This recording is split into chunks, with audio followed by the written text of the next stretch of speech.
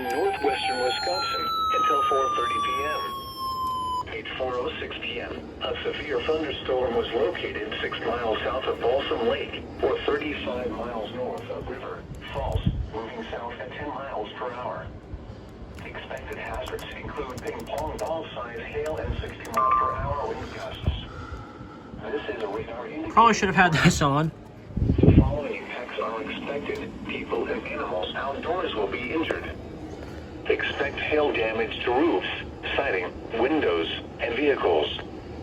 Expect wind damage to roofs, siding, and trees. Locations impacted include Amory. For your protection, move to an interior room on the lowest floor of a building. If on or near a lake, get away from the water and move indoors or inside a vehicle. Remember, lightning can strike out to 15 miles from the parent thunderstorm. If you can hear thunder, you are close enough to be struck by lightning. Move to safe shelter now. Do not be caught on the water in the thunderstorm.